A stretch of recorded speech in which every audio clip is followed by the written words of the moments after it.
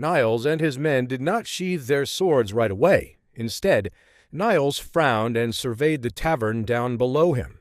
As he spoke, he addressed the entire room. "Who is it that dares speak out now? What business is this of yours?" Together, all of them searched to find the source of the booming voice. "Niles Raven. It seems I've overestimated you.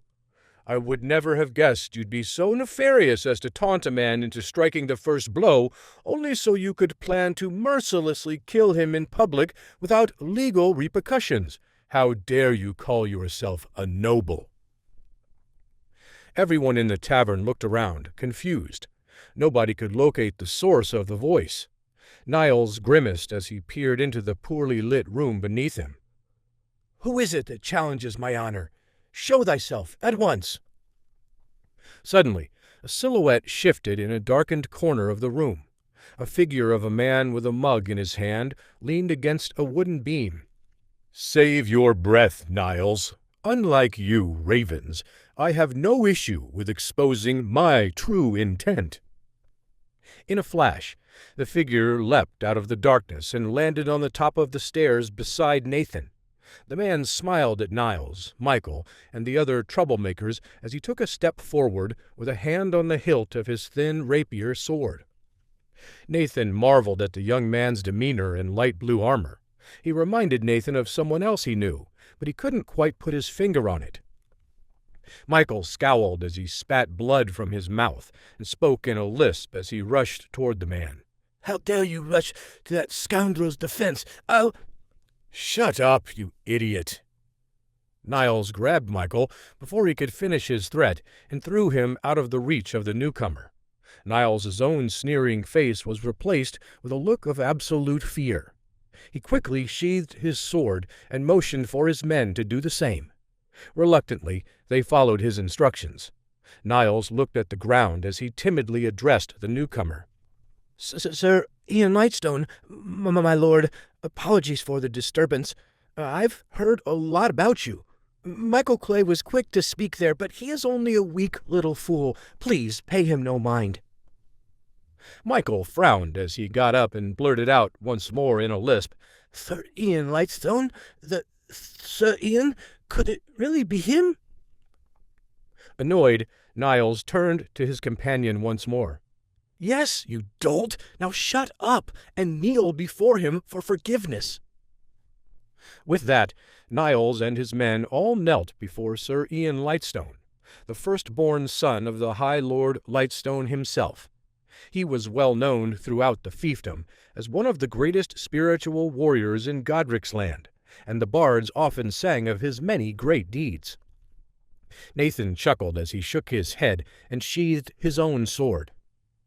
"Sir Ian Lightstone? No wonder he looked familiar. He's the spitting image of his younger brother, Stuart Lightstone. Even the way they speak is similar. Just from the way he intervened right now, I can tell he's an honorable man. It seems out of all the houses in the realm, House Lightstone is made up of good, honest folk. I guess it's no surprise why they're the most powerful high house in the fiefdom beneath the Duke's own family." At the same time, many of the tavern patrons were taking notice of the commotion. "Is that truly Sir Ian Lightstone up there? Whoa, incredible. I had no idea that today I'd be lucky enough to witness so many noble family offspring in one place. Especially Sir Ian himself. He hardly ever shows his face in public. This is quite the occasion." Although the Raven and Clay families were known to frequently announce their presence when they entered the various restaurants and shops of the city, it was extremely rare to see anyone from House Lightstone, or even House Hayfield, for that matter. This wasn't due to them going out any less than the other noble houses. Instead, it was simply because the Lightstones and the Hayfields rarely announced their presence to the common folk. They had no desire to show off in the way that House Raven did. Finally, Michael Clay bent even lower than the others as he knelt. His lisp was as bad as ever. "Sir Ian, I beg your pardon, sir. I was in the wrong just now. I hope you can forgive me." Although Michael would have loved to have run Nathan through with his blade, He knew that he could get away with no such thing while Sir Ian was present. Sir Ian nodded his head. "Very well, then. You all may rise." Niles nodded back and sighed as he stood up. "Since this was just all a bad misunderstanding, we'll take our leave now." Sir Ian moved out of the way and allowed the boys to exit down the stairs. As they began to leave, Michael couldn't help but whisper harshly at Nathan. "Consider yourself lucky, Hayfield. Next time, you might not be so lucky." With that, Michael went to follow the others down the stairs. But Nathan stopped him, grabbing his shoulders and speaking loud enough for all to hear. "If that's the case, then why not settle it now, man to man? A duel with your lackey's help.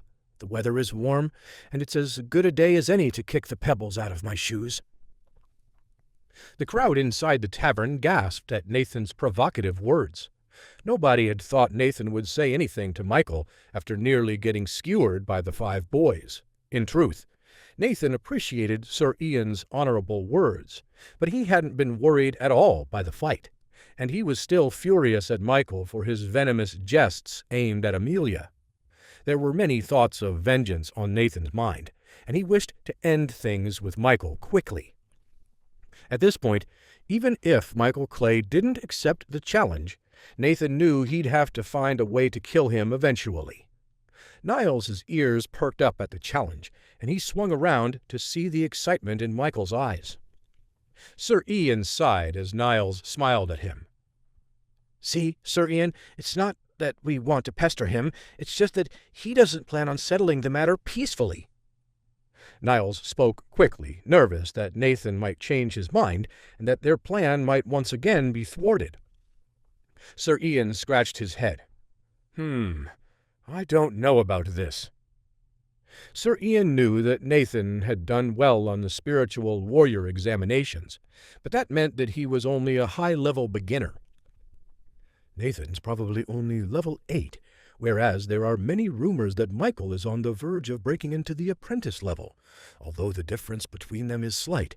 I doubt Nathan has the strength to defeat Michael on his own. Drats, why couldn't a Hayfield boy just let things be? Even after I went out of my way to help him, he still courts danger." Sir Ian turned to Nathan and gave him a quizzical look. "Are you sure about this? Young warriors your age shouldn't be so impulsive because of a few ill-spoken words." Sir Ian worried about Nathan and his sister because of his brother Stuart's kind words regarding them. He knew that saving the Hayfields from the ravens was the right thing to do, but Nathan had thrown a real wrench in his plans. Nathan grinned back at him. "Sir Lightstone, I thank you for your actions and appreciate your good intentions, but I wish to settle this issue today between Michael and myself. My family will not know peace until my blade has done its work." Sir Ian chuckled at the cocky young warrior's words. Nathan reminded him of himself only 5 years earlier. "Very well then, young warrior. I will not forbid it. I'll even act as a witness myself to the duel, so long as your sister gives her blessing." The words were targeted towards her, after all. Despite only being 21 years old, Sir Ian was the only noble adult male in the room, and he knew he had to conduct the matter formally if the fathers of the boys were to accept whatever the consequences of the duel may be. Amelia cleared her throat as she approached Sir Ian. Upon gazing at her, his confidence immediately faltered slightly. He had to cough for a moment before he could get a word out. Excuse me, Lady Hayfield, do you agree to a duel between your brother Nathan and Michael Clay?" Niles chuckled as Amelia pondered the question. Niles knew that even if Michael somehow botched the job, he would have the legal right to challenge Nathan afterward. Then he could ensure that the Hayfield boy's life was cut short. Niles was a lower-level apprentice stage fighter, after all. Sir Ian frowned as he looked closely at Amelia and saw the water in her eyes. Amelia wiped away the would-be tears and finally nodded her head. "As long as it's a one-on-one duel, I will say nothing more on the subject. They are free to fight." Sir Ian nodded slowly. Amelia's face, so close to his own, shook him. He couldn't help but take a deep breath as he felt his heart beat faster.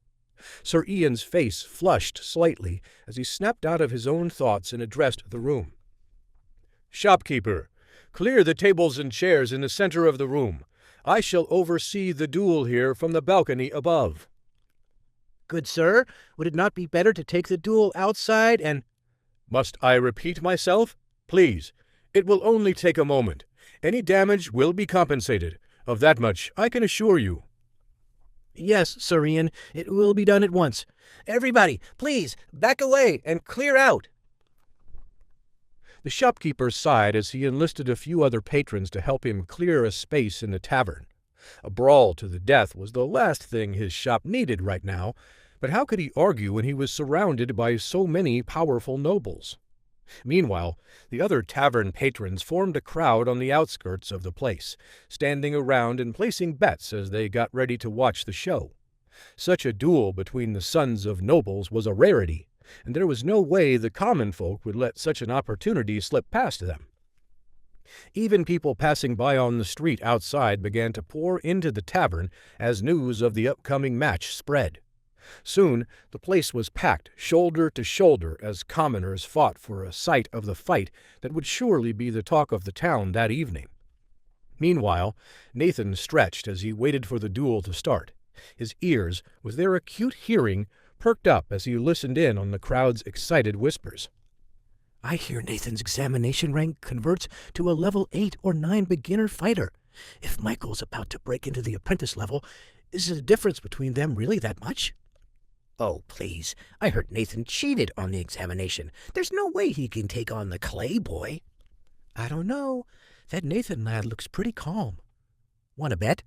20 copper on the clay boy. He's older, he's stronger, and he's come to seek revenge for his younger brother's death. Not to mention, Nathan took the tip of his tongue clean off. I wonder what Michael will cut off in return." Nathan chuckled to himself at their ramblings. He knew in his heart what his true strength was. He also knew that Michael was about to join his brother in the afterlife. Amelia furrowed her brow at Nathan's calm demeanor. Although she knew her brother was strong, she couldn't help but worry on his behalf. "Be careful, little brother. Don't make me regret this." "Don't worry, sis. This will be over soon." Nathan smiled at Amelia, then nodded at Sir Ian as he made his way over to the center of the hall and put a hand on the hilt of his sword.